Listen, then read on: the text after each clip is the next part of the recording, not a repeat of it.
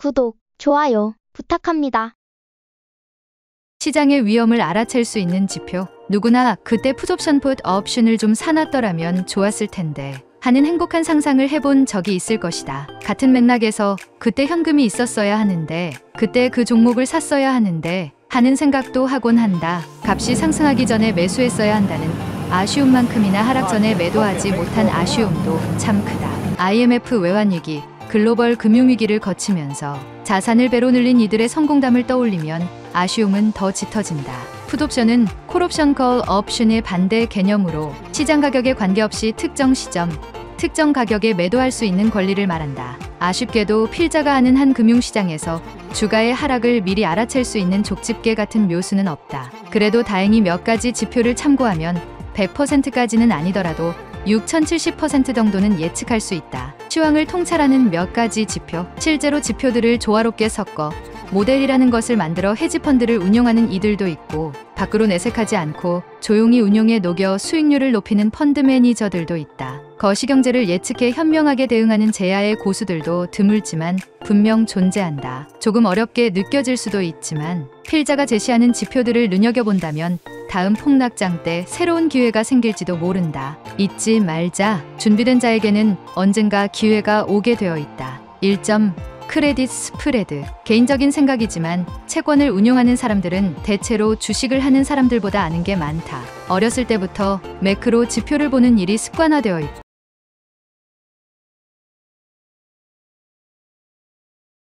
데이터에 의존하는 습성이 있어 논리적인 성향이 강하다. 하지만 아는 만큼 보인다고 상대적으로 투자에 보수적인 경향이 있다. 고수적인 경향은 리스크에 민감하다는 말과도 같은데 특히 회사채에 투자할 때는 그 성향이 더욱 부각된다. 물론 투기 등급이라고 불리는 하이힐드 채권에 투자하는 펀드 매니저들은 말할 것도 없다. 사실 보수적인 채권 매니저들이 투기라는 단어가 붙을 법한 자산에 투자하는 것은 그 자체로 모순이지만 그래도 그 레벨에서 그나마 괜찮은 채권을 골라 묶어서 부르는 말이 하이힐드 채권이 아닌가. 주요 매크로 변수로는 정량적 변수금리, 환율, 경상수지 등과 정성적 요인 외교, 정치적 안정성 등이 있다. 하이힐드 하의 이유라는 말은 높은 이자를 뜻한다. 기업의 채권은 등급에 따라 위험이 0에 가까운 국채보다 이자를 얼마나 더 주는지 결정되는데 이러한 등급은 글로벌 대형 신용평가사가 내려주기도 하고 크레딧 애널리스트의 분석에 따라 정해지기도 한다. 그래서 하이힐드 채권은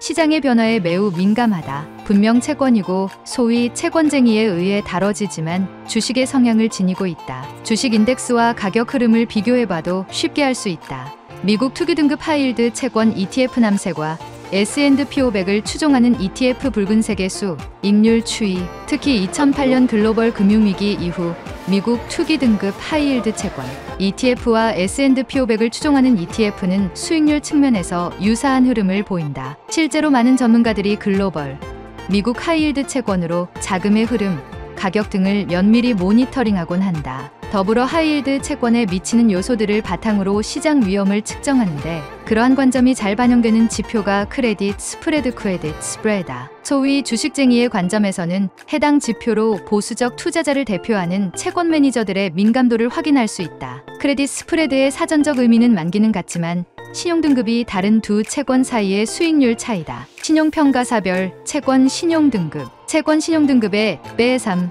BBB를 하회하면 투기등급, 즉 하이힐드 채권이 된다. 하이힐드 채권 ETF, 주요 관련 펀드 내에는 빼2 BB, 신용등급의 하이힐드 채권이 주를 이루고 있다. 따라서 BB 등급의 크레딧 스프레드를 면밀히 모니터링하면 위험 신호를 감지할 수 있다. BB 등급 크레딧 스프레드 그래프를 살펴보자. 전고점을 넘은 2020년 3월 초와 2019년 1월을 보면 주식시장의 변동성 구간임을 알 수 있다. 주식시장이 어려웠던 지속적으로 크레딧 스프레드가 상승의 높은 수준을 유지했다는 사실을 알 수 있다. 언제든 하이힐드 채권의 스프레드 그래프가 상승하면 주식시장에 변동성이 올 수 있음을 알아두자. BB 등급 크레딧 스프레드 그래프 2점 장단기 금리차. 해외 주식을 논하는 책에서 채권을 계속 언급하다 보니 그만큼 주식이 별것 없다는 뜻으로 비칠 수도 있지만 그건 아니다. 채권 역시 주식과 마찬가지로 기업의 가치를 나타내는 대표적인 요인 중 하나이고 기업은 은행도 이용하지만 채권 시장을 통해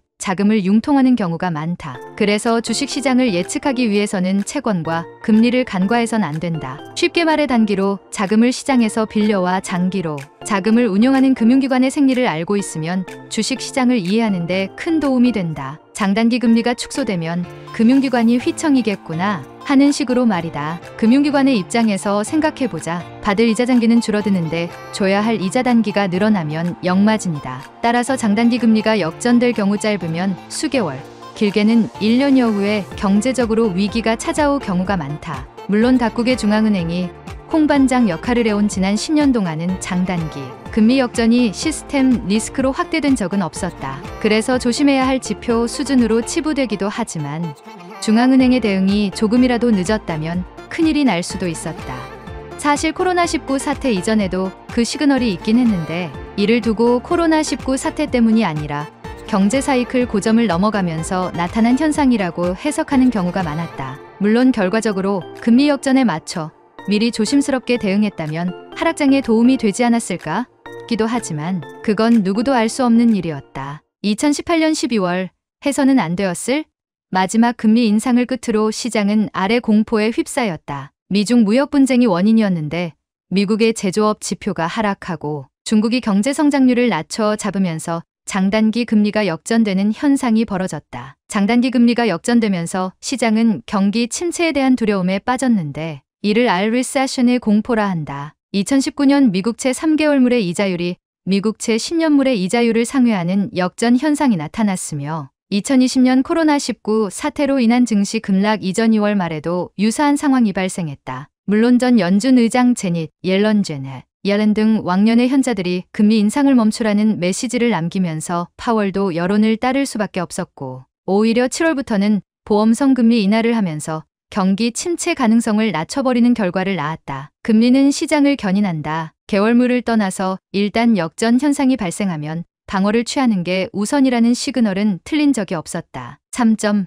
위안화 환율. 미국의 아성에 중국이 대항하고 있다. 도널드 트럼프의 시대가 저물어 다른 가능성이 펼쳐질 수도 있지만 중국은 분명 고개를 들었다. 개인적으로 시진핑이 도광양회 타오광 양회라는 덩샤오핑의 유운을 따랐다면 즉 10년만 더 고개를 숙였다면 중국이 더 유리하지 않았나 싶다. 이미 미국은 플라자 합의를 통해 일본과 독일의 본때를 보여준 적이 있어 이번에도 비슷한 수순을 밟을 것으로 보인다. 하지만 그때와 다른 점은 중국이 예상외로 만만치 않다는 점이다. 도광양회는 1980년대 중국의 대외 정책을 일컫는 용어다. 자신의 재능, 명성을 드러내지 않고 참고 기다린다는 뜻이다. 중국은 미국이 일본과 독일을 어떻게 다뤘는지 봤기 때문에 미리 대응 전략을 세웠을 것이다. 또한 일본보다 내수 시장도 크고 제조업 기반도 튼튼하다. 물론 기술이 없기 때문에 발전 속도 측면에서 뒤처져 있지만 그동안 기술력이라는 아킬레스건에 많은 근육을 붙였다. 필자는 그 결과의 총화가 화웨이라고 본다. 싸움의 경과나 방식에서 투자법의 단서를 얻을 수도 있겠지만 일단 싸움이 간헐적이기 때문에 투자자는 변동성부터 대응해야 한다. 결국 싸움이 벌어지면 약자에게서 먼저 티가 나듯이 미국보다 중국에서 먼저 변화가 감지되었다. 특히 환율, 즉 위안화에서 그 단서를 잡을 수 있다. 위안화의 가치가 떨어지면 싸움이 본격적으로 시작되었다고 볼 수 있으며 위안화의 가치가 상승하면 별일 없다고 볼 수 있다. 위안화의 가치가 정세를 반영한다는 생각은 두 가지 측면에서 뒷받침된다. 우선 중국이 상대적으로 강한 미국과 붙으면 어떤 식으로든 불이익을 받거나 불확실성에 직면한다고 보기 때문에 환율의 가치가 떨어진다고 보는 게 맞다. 그 다음 중국은 아직 시장을 완전히 개방하지 않고 환율도 정부에서 조정하는 것이 정설이므로 위안화 가치가 절하른다는 것은 중국이 환율을 낮춰 수출을 확대하겠다는 의지를 보인 것과 같다. 즉, 경제 충격을 완화하기 위해 환율을 낮춘 것으로 해석할 수 있다. 2018년부터 발생한 미중 무역 분쟁을 기준으로 위안화, 환율의 움직임을 보면 상기 의견에 대한 내용을 확인할 수 있다. 위안화 환율의 움직임을 보면 미중 무역 분쟁에 대응하는 선행지표가 위안화 환율임을 알 수 있다. 2018년 6월 3일 미중 무역 분쟁이 본격화. 첫 관세 부과 이후 추가로 관세를 부과한 2018년 7월 6일 직전부터 이미 위안화 절하 시작. 2018년 12월 관세 유예 합의 이후 위안화 절상 기조 시작. 2019년 5월 2천억 달러 규모의 관세를 부과하자 다시 위안화 절하 시작. 2019년 8월 9월부터 3천억 달러 규모의 관세를 부과하자 위안화 절하 시작. 무역 합의 가능성이 커지자 위안화 절상 기조를 보이기 시작. 미중 무역 분쟁이 마무리되지 않았음에도 불구하고 중국 위안화가 코로나19 사태를 전후로 1달러 6위안대 중반까지 강세를 보인 이유는 코로나19 사태를 가장 먼저 극복한 점이 주요한 것으로 보인다. 반대로 미국과 유럽이 중국 수준까지 코로나19 사태를 극복하기 위해서는 더 많은 시간이 필요하다는 시장의 인식이 반영된 결과라고 볼 수 있다. 같은 맥락에서 약세 기조를 유지할 달러에 대한 상대적 가치도 물론 염두에 둬야 한다. 다만 2020년 오중전회에서 발표된 중국의 쌍순환 전략에 기반한 내수 부양 의지를 상기하면 중장기 자강 전략을 구체화했다는 점에서 더 이상 위안화 절하가 효과를 보지 못할 수도 있겠다는 생각이 든다. 오중전회는 18기 시진핑 정부의 5번째 중앙위원회 전체 회의로 정확한 명칭은 제18기 중앙위원회 제5차 전체 회의다. 쌍순환 전략은 기존의 수출 주도 전략에서 벗어나 내수 시장 증진 대외 개방 확대를 꾀하는 전략으로 양적, 성장의 서질적 성장으로 노선을 바꾸겠다는 목표를 담고 있다. 4점, 그 외 VIX 지수, CBOE 푸콜 비율, VIX Volatility Index 지수는 S&P 500 옵션 가격의 향후 30일 변동성에 대한 시장 기대를 반영한 지표다. 시카고 옵션 거래소 CBOE에서 1933년부터 제공하고 있다. 주식시장의 변동성이 확대되면 리스크 해지를 위해 투자자들의 옵션 수요가 증가하는데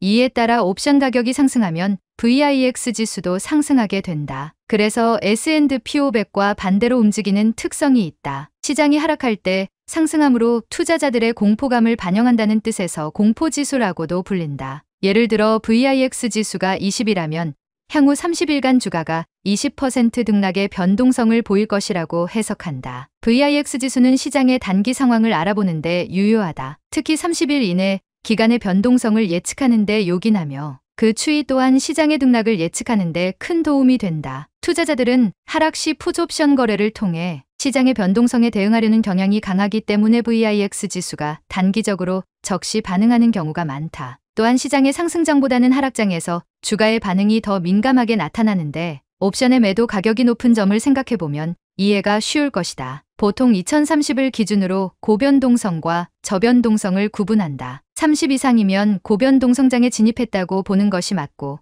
20 이하면 그나마 시장의 변동성이 낮다고 본다. 그런데 더 중요한 것은 추이다. 1997년 IMF 외환위기 때만 해도 40 수준이었던 변동성은 2008년 글로벌 금융위기 시기에는 90 수준까지 상승했고 이번 코로나19 사태 및 유가 하락에 따른 변동성장에서는 100까지 상승했다. VIX 지수의 추이를 반영한 지표가 바로 VVIX Volatility of Volatility Index 지수이며 이는 VIX 지수의 옵션 변동성을 측정하는 지표다. VIX 지수 대비 VVIX 지수의 가격이 상승할 경우 변동성이 상승하는 추세라고 봐야 하기 때문에 유심히 살펴봐야 할 데이터다. CBOE 푸콜 비율 도표, 시카고 옵션 거래소에서 발표하는 푸콜 비율 또한 VIX 지수처럼 시장의 단기 방향성을 알아보는데 매우 유효하다. 콜옵션 거래량 대비 풋옵션 거래량을 나타내는 지표로 이를 상회하면 시장이 하락에 무게를 두고 있다는 의미로 해석할 수 있고 이를 하회하면 상승의 무게를 두고 있다고 볼 수 있다. 시장이 하락할 때면 CBOE 푸콜 비율 또한 이를 훨씬 상회하기 때문에 그 기울기를 보고